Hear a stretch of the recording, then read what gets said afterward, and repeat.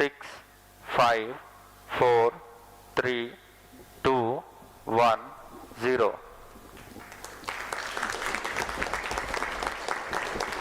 Plus 5 seconds. Lift off normal. Auto tracking.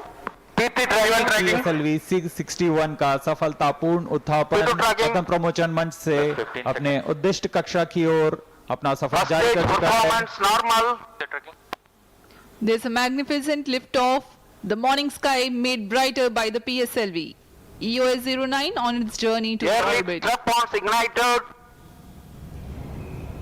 The vibration of the rocket launch is indeed to the Plus 40 seconds. गर्जना करता हुआ PSLV C61 आकाश में पूर्ण गर्जना से सबको अचंभित करता हुआ अपने उद्दिष्ट कक्षा की ओर जा रहा है। First stage performance normal. प्रथम चरण का Plus 1 निष्पादन minute. सभी तंत्र पूरी तरह सामान्य कार्य करते Shadow is हुए a minute. Shar ground station currently tracking the launch vehicle and will continue to track till PS4 ignition around 500. Ground lead strap-on separated. P2 change over to SCBT2. Ground lead strap on को यान से पृथक कर दिया गया है।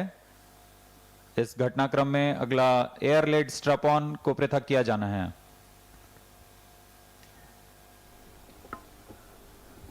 The ground lit strap-ons have been separated from the ongoing launch Air lead vehicle. strap-on separated. And just now we have a confirmation that the air-lit strap-ons have also been jettisoned.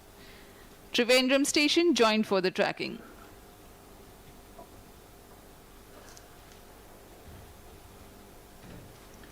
Action time for PS1 is 112 seconds for First this stage mission. separated. Second stage engine started. यह इसकी पुष्टि हो चुकी है। प्रथम चरण को यान से पृथक कर दिया गया है उसके कार्यकाल के पश्चात और द्वितीय चरण का प्रज्वलन शुरू हो चुका है। Second stage performance normal.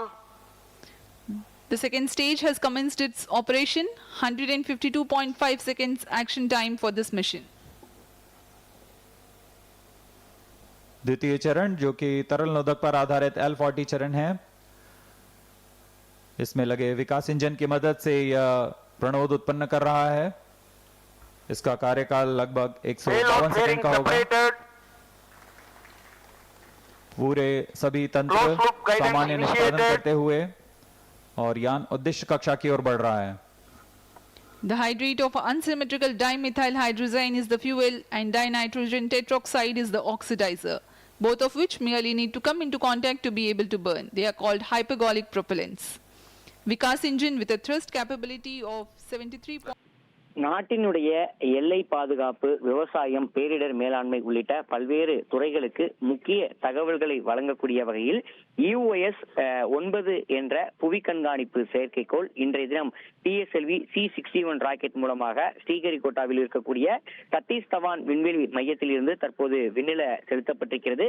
குறிப்பாக விவசாயம், பேரிடர் மேலாண்மை, நீர்வளம், காடுகள், சுற்றுச்சூழல் பாதுகாப்பு, தொலைவுணர் பயன்பாட்டிற்காக இந்திய விண்வெளி ஆராய்ச்சி நிறுவனம் சார்பில் கார்டோசாட், ஸ்காட்டோசாட் மற்றும் ரிசாட் என்ற 3 வகையான செயற்கைக்கோள்கள் விண்ணில் நிலைநிறுத்தப்பட்டு வருகின்றன. அந்த வகையில புவி கண்காணிப்பு செயல்பாட்டிற்காக தற்போது இஸ்ரோ வடிவமைத்திருக்கக்கூடிய EOS 9 ரிசாட் 1B எனக்கூடிய அதிநவீன செயற்கைக்கோள் தற்போது விண்ணில செலுத்தப்பட்டிருக்கிறது. சரியாக 5:59 மணி அளவுல தற்போது இந்த விண்ணில செலுத்தப்பட்டிருக்கக்கூடிய காட்சிகளை நாம பார்த்து வருகிறோம். முதன்மை செயற்கைக்கோளான இந்த EOS 9 பொறுத்தமட்டில் மொத்தமாக 1170 கிலோ எடையை கொண்டதாக பார்க்கப்படுகிறது. இதுல C band synthetic aperture radar கருவி என்பது பொருத்தப்பட்டிருக்கிறது.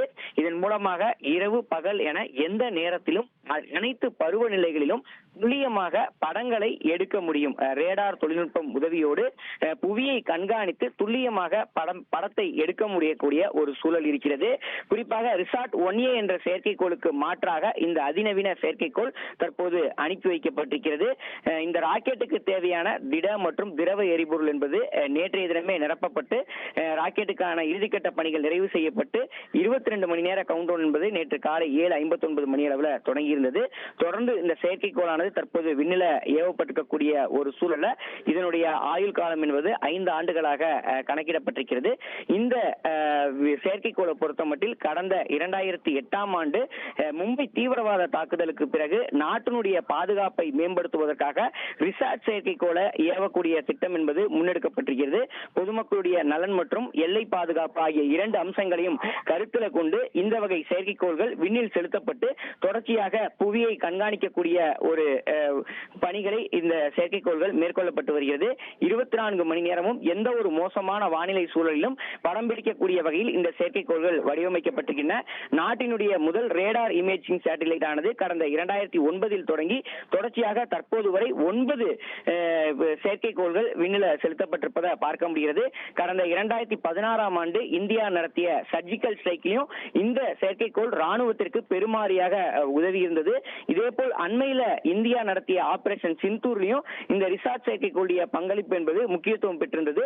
குறிப்பா தீவிரவாத ஊடுருவல் இருக்கக்கூடிய நிலையில் தீவிரவாத முகாம்களை நேரடியாக சென்று தாக்கியதை உலகத்திற்கு தெரியக்கூடிய வகையில இந்த இஸ்ரோவுடைய இந்த செயற்கைக்கோள் எடுத்த புகைப்படத்தை தான் உலக நாடுகளுக்கு இந்திய அரசின் சார்பில் வெளிக்கொணர முடிந்த ஒரு சூழலையும் பார்க்க முடிந்தது. அந்த அளவுக்கு இது ஒரு முக்கியத்துவம் வாய்ந்த செயற்கைக்கோளாக பார்க்கப்படுகிறது. செயற்கைக்கோள் மூலமாக எடுக்கப்பட்ட அந்த துல்லிய படங்கள் தான் தீவிரவாத இருப்பிடங்கள் போன்றவற்றில் பதில் தாக்குதலை பெரிய அளவில் நடத்துவதற்கு பயனுள்ளதாக அமைந்தது. எல்லையோர பகுதியில் நடக்கக்கூடிய ஊடுருவலை கண்காணிக்கவும் துல்லியமான புகைப்படத்தை எடுக்கவும் இந்த வகை செயற்கைக்கோள்கள் அவசியம் பெறக்கூடிய ஒரு சூழலை நம்மால இங்கே பார்க்க முடிந்தது. தற்போது 534 கிலோமீட்டர் பூமியில் இருந்து 534 கிலோமீட்டர் தொலைவில் இந்த செயற்கைக்கோளானது சென்ற பின் நிலைநிறுத்தப்பட இருக்கிறது.